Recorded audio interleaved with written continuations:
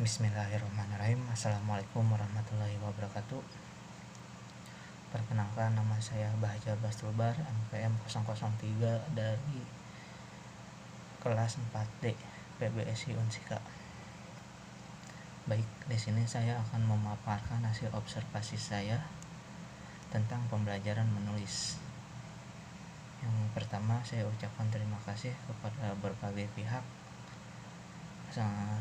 dosen pengampu Ibu Sutri, dan pihak sekolah yang telah mengizinkan saya untuk observasi, dan teman-teman saya yang selalu mendukung dalam penugasan observasi ini.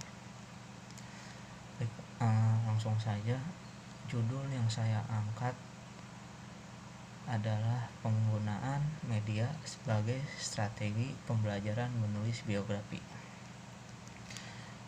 Sebelumnya, menurut Dahlman, menulis dapat didefinisikan sebagai suatu kegiatan penyampaian pesan atau komunikasi dengan menggunakan bahasa tulis sebagai alat atau medianya. Nah, seperti yang teman-teman ketahui juga, salah satu pembelajaran menulis di sekolah adalah menulis teks biografi. Di dalam Kamus Besar Bahasa Indonesia, biografi berartikan riwayat hidup seseorang yang ditulis oleh orang lain. Nah, selanjutnya ada media. Menurut Pranowo, media pembelajaran adalah alat pembelajaran yang telah diisi program pembelajaran. Nah, dalam media itu terdapat berbagai sifat, yaitu media berupa garis, gambar, gerak, tulisan, dan suara. Selanjutnya hasil observasi. Pertama, saya melakukan observasi di SMK Tridaya Sakti Tambun, Bekasi pada tanggal 9 Maret 2020.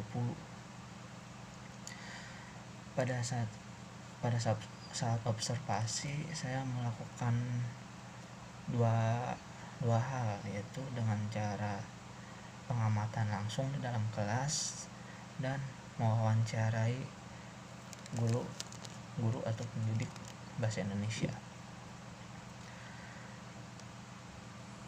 Pada saat pengamatan di dalam kelas, saya berada di kelas 10 teknik kendaraan ringan.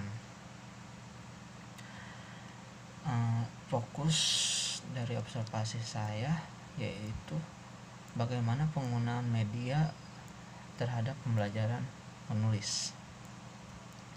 Yang pertama, ada kesesuaian antara media yang terdapat di RPP dan media yang digunakan secara langsung oleh guru.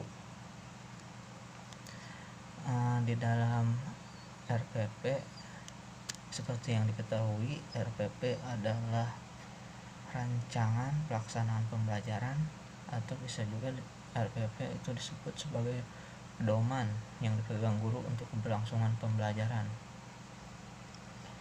Nah, untuk media sendiri, di dalam RPP itu termuat adanya proyektor dan contoh teks. Namun, pada saat keberlangsungan pembelajaran, guru tidak membawa dua hal tersebut. Beliau hanya membawa LKS atau lembar kerja siswa. Hasil dari pengamatan saya melalui wawancara, ternyata di sekolah itu masih minim tentang proyektor, masih kurangnya proyektor. Ada proyektor tapi terbatas. Jadi dalam penggunaannya itu guru selalu berlomba-lomba dan juga selalu mengutamakan atau meminjamkan kepada guru yang emang lebih membutuhkan dibutuhkan di dalam pembelajaran. Yang kedua, ada pengaruh media tersebut terhadap pemahaman siswa. Nah, selain membawa LKS tadi, karena kurikulum yang digunakan adalah kurikulum 2013 yang mewajibkan siswa aktif untuk mencari informasi lebih mendalam, sekolah tersebut mengizinkan siswanya untuk membawa gawai. Gawai di sini diperuntukkan untuk membantu keberlangsungan belajar mengajar. Nah, selain gawai, ada media yang dapat membantu tingkat pemahaman siswa di dalam belajar, yaitu contoh teks.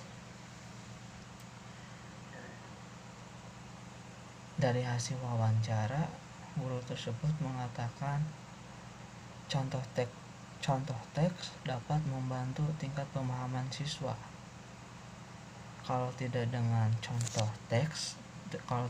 teksnya, gurunya tersebut akan memberikan contoh melalui dirinya sendiri. Nah, guru tersebut mengklaim bahwa apabila siswa itu diberikan sebuah contoh, akan timbul pemahaman yang cepat atau pemahaman yang lebih, seperti itu, terutama di dalam pembelajaran menulis. Misalkan teks biografi, si guru membawakan contoh teks tersebut sudah terdapat strukturnya, atau contoh teks tersebut telah dipilah menjadi 3 struktur dari teks biografi tersebut.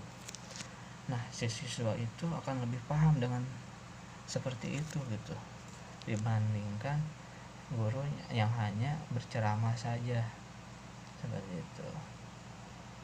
Jadi kesimpulan dari observasi saya yang pertama itu, media yang tertera di RPP tidak sesuai dengan pembelajaran langsung.